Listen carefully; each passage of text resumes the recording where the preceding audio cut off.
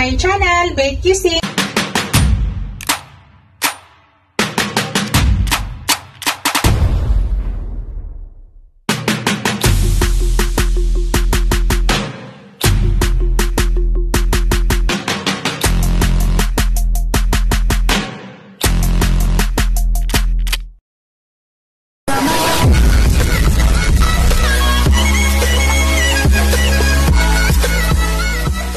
Hello guys! To this video guys, i-share ko lang sa inyo ang aking recipe for today. My recipe for today guys ay nilagang buto-buto ng spare ribs ng baboy. Yan. Yan po yung spare rib natin guys. Yan po yung ating spare ribs. Naigayat ko na pala ng ganito kalalaki guys. So yan. Pakita ko sa inyo guys yung mga ingredients na ilalagay ko. Yan, gagamit ako ng bok choy. Yan, maglalagay tayo guys ulit ng kamatis, sibuyas, luya, siling haba, patatas, at saka buong paminta. Ito yung panglasa na ilalagay natin guys. Gagamit tayo ng patis at saka asin. Yung kalahating panglasa dyan guys ay asin at saka kalahating panglasa ay patis. Ito lahat guys yung ingredients na ilalagay ko sa aking nilagang spare ribs ng baboy. Yan. Tara guys, start na tayo. Lutuin na po natin. Samahan nyo ako guys. Hello guys, mag-start na tayo guys. Ayan. Unang ginagawa ko guys ay tinatanggalan natin ng katas or lansa yung ating baboy. Wala tayong nilagay kahit ano. So, igisa natin sa walang mantika guys hanggang matanggal yung mga extra tubig-tubig niya. Kasi yan po yung nagpapalansa. So, nasindihan ko na yan guys. Mix na lang natin yan.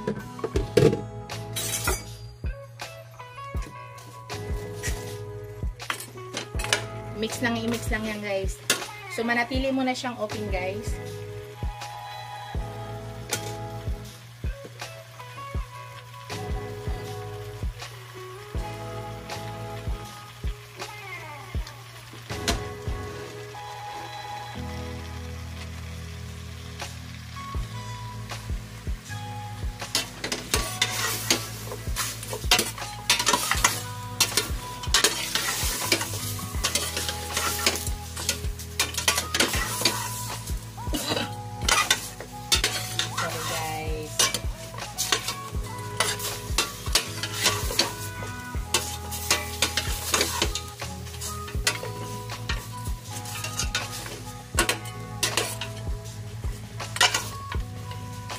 Pwede lang siyang bukas guys hanggang mag golden brown siya or mag brown lang na wala na siya yung extra katas.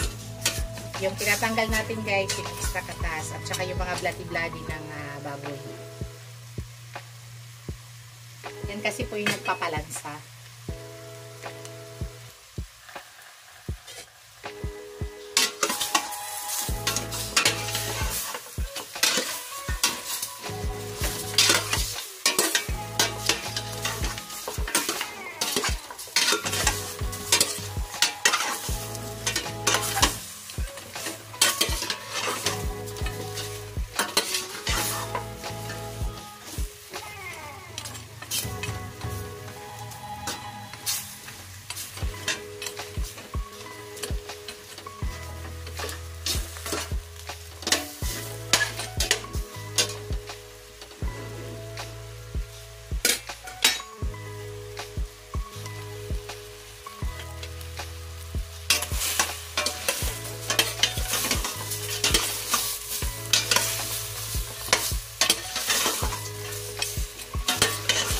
Malapit na guys. Nakita nyo guys. Yan na ay nagtubig-tubig. Yan ang tinatanggal natin. Ano, may tubig pa guys kakaunti. Yan ang tinatanggal natin. Yan kasi ang nagpapalansa guys. Yung tubig-tubig na yan. Yan ang nagpapalansa. Malapit na po yan natin. Yan o, nakita nyo yung tubig guys. Yan po yung nagpalansa.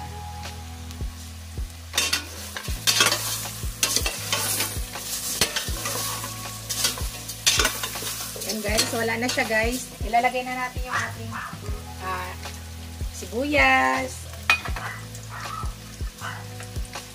ang ating luya,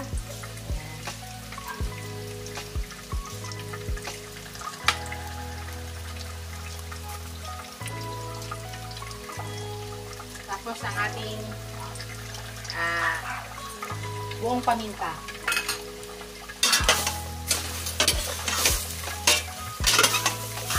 I-mix lang muna natin saglit guys. Tapos maglagay na tayo ng tubig para pampalasa. Ilaga sa kanya.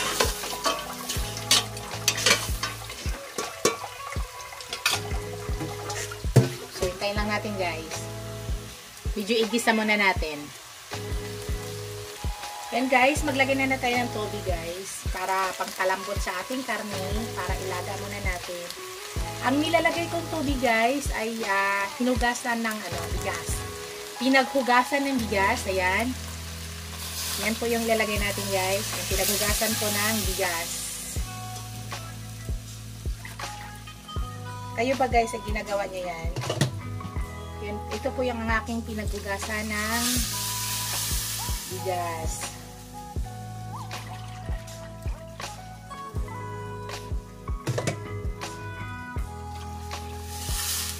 Tama na yan guys, hanggang lumambot lang. Yan yung technique ko guys, kung bakit ko siya ginaganyan muna. Kasi tinatanggal ko po yung lansa. Actually guys, mabilis lang to ilaga. Kasi nakapagluto na ako nito. Tira to ng binili ko dati. Nandun ako sa Tagaytay. Tira pa to.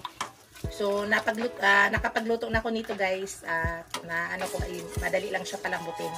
So, saglit lang po yan palambutin guys. Pag kumulo guys, tatakpan po natin yan. Para lumambot muna. Hello guys, i-check na natin guys. Naka 30 minutes na tayo. Malambot na to guys.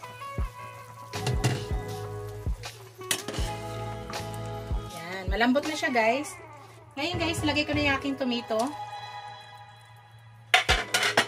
Tingnan natin kung malambot na ba yung ating meat.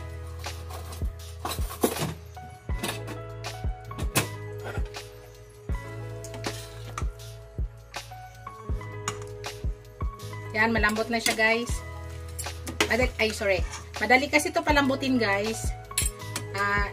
Nakapagluto na ako dito nakaraan eh. Yan o, sobrang lambot na. Yung tubig guys, yung sabaw niya is tama lang yan. Hindi ko nadagdagan yan guys. Tama na siya. Ilagay ko na yung aking patatas guys ha. At mamaya titimplahan natin. Yan. Yung sabaw natin is tama lang yan.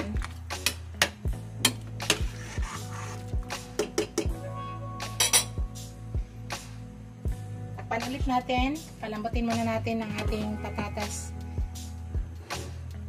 Check natin mamaya-maya. Hello guys, maglagay na ako ng panimpla guys. Maglagay na tayo ng patis.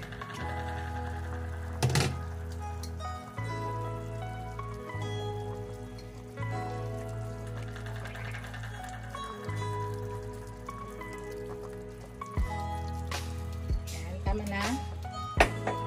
Tapos, titikman ko muna siya bago ako ulit maglagay ng asin. Kasi sabi ko sa inyo, hindi lahat patis ang pinagtitimpla ko. Nagtitimpla din ako ng asin. Kasi ayaw ko na susobrahan ng patis, guys. Minsan ayaw ko ng amoy. Gusto ko lang, maglagay lang, hindi ganun kadami. So, tikman ko siya, guys, para ma-adjust ko kung ano kadami yung asin ang ilalagay ko. Tikman natin.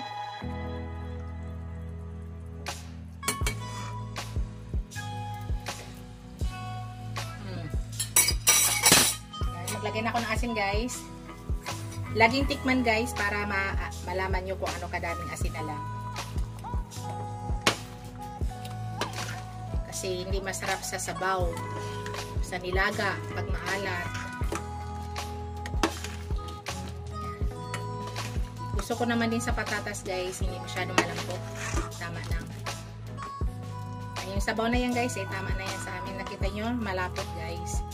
Dahil yung ating nilagay na panubig dyan, na tubig, ay yung pinagugasan natin ng bigas.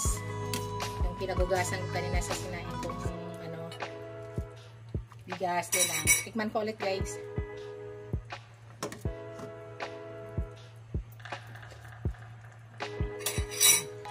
Konti pa. Tama na siya guys.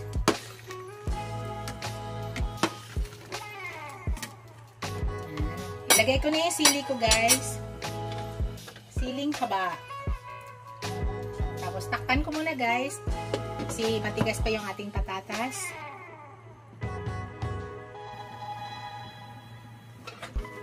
Check natin guys.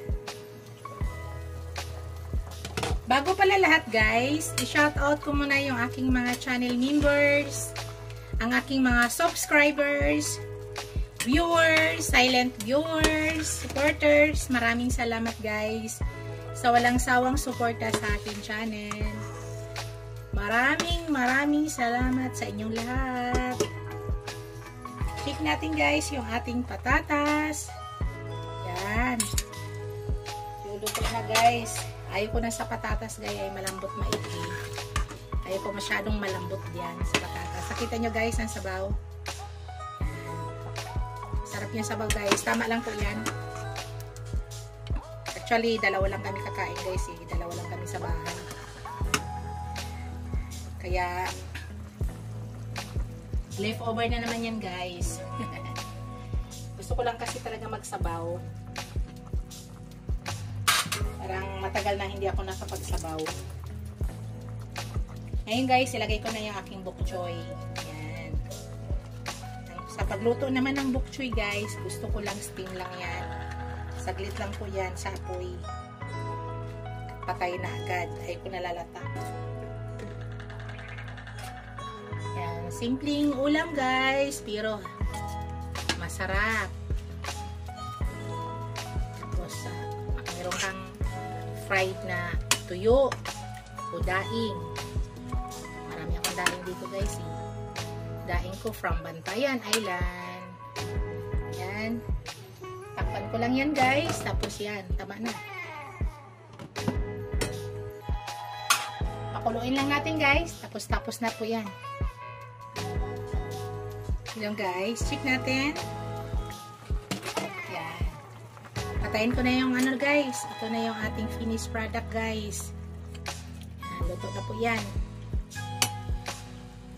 Yan na po yung ating nilagang buto-buto na spare ribs ng baboys. Yan na yung aking finished product guys. Ready to serve na po yan guys. Thank you for watching. Don't forget to like, comment, and subscribe to my channel. Bye guys! See you in my next video. God bless us all. Bye!